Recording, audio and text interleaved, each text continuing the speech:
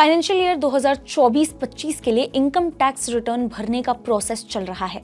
चारों तरफ लोग अपने डॉक्यूमेंट्स, बैंक स्टेटमेंट्स और पूरे साल भर की कमाई का हिसाब किताब निकाल कर बैठ गए हैं। पर आईटीआर फाइलिंग का नाम सुनते ही सबसे बड़ा डर क्या होता है?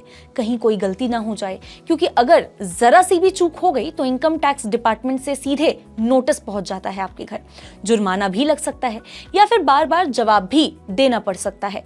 आम लोगों के मन में यही डर सबसे बड़ा रहता है। दिमाग में लंबे चौड़े फॉर्म्स, कैलकुलेशंस, सीए की फीस और नोटिस का डर घूमते रहता है। लेकिन इसी डर को कम करने के लिए इनकम टैक्स डिपार्टमेंट ने कुछ बेहद जरूरी डॉक्यूमेंट्स दिए हैं। फॉर्म 26AS, AIS और TIS ये आपके लिए एक ढाल भी हैं और आईना भी हैं।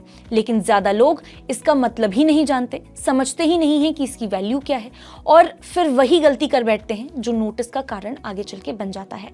अब सवाल ये खड़ा होता है कि आखिर ये तीनों हैं क्या, इन्हें क्यों देखना जरूरी है, और अगर इनसे कोई गड़बड़ हो जाए तो आपको आगे क्या करना है, अगर ये फॉर्म भरते हुए कुछ भी आपसे प्रॉब्लम हो जाती है तो।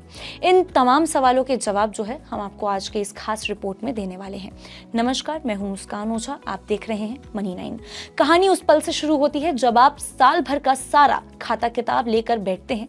Pen, paper, mobile apps, bank statement, सब कुछ आपके सामने रखा होता है।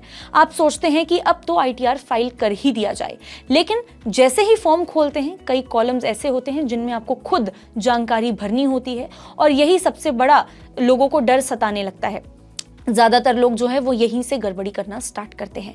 अब सबसे पहले बात करते हैं कि फॉर्म 26AS क्या है। ये एक तरह का टैक्स क्रेडिट स्टेटमेंट होता है। मतलब इसमें आपके पैन नंबर के तहत अब तक कितना टैक्स जमा हुआ, कहां से टीडीएस कटा है, एडवांस टैक्स या फिर सेल्फ असेसमेंट टैक्स कितना जमा हुआ है, सब यहाँ पे दिखता है। मान लीजिए आप किसी कंपनी में नौकरी करते हैं और आपकी सैलरी से हर महीने टीडीएस कट रहा है। इसके अलावा आपने एफडी भी करवाई हुई है और उस पर भी बैंक टीडीएस काट रहा है। ये सब एंट्री फॉर्म 26AS में दर्ज होगी। अगर इसमें कोई टीडीएस मिस हो गया है तो आप उस ऑर्गेनाइजेशन या फिर उस व्यक्ति से संपर्क कर सकते हैं जिसने टैक्स काटा है, और कह सकते हैं कि वो गलती से कट चुका है, उसको ठीक कर दिया जाए। लेकिन सवाल ये है कि सिर्फ 26AS से क्या ही कुछ होगा, या फिर सब कुछ इससे मैनेज हो जाएगा? इससे आप इतना समझिए कि ये इनफ नहीं होता। इसके बाद दूसरा जो दस्तावेज आता है वो है AIS यानी एनुअल इंफॉर्मेशन सिस्टम का। ये आपके पूरे साल भर के ट्रांजैक्शन का पूरा नक्शा होता है। आप कहां से कितना पैसा कमा रहे हैं, किसने आपको कितना पेमेंट किया है, कहां से ब्याज मिला है, डिविडेंड मिला है या फिर कोई शेयर आपने बेचा है, सब कुछ इसमें लिखा होता है।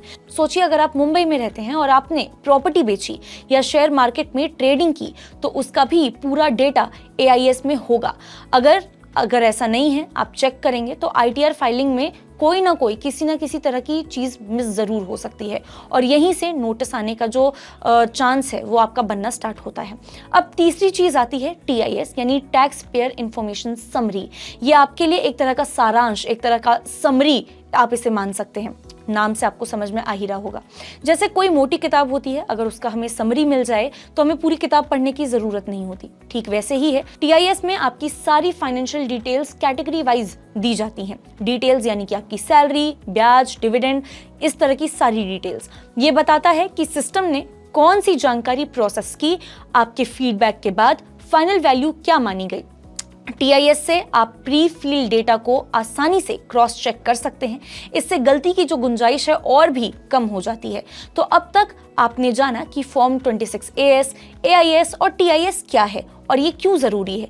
लेकिन यहीं से अब कुछ अहम जो सवाल हैं वो भी खड़े होते हैं। पहला सवाल, क्या बिना इन्हें देखे आईटीआर फाइल करना सही रहेगा?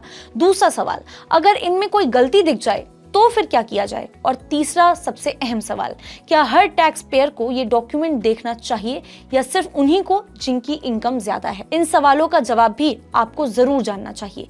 सीधा सा फंडा है, ये तीनों फॉर्म्स हर टैक्स पेयर के लिए जरूरी होते हैं।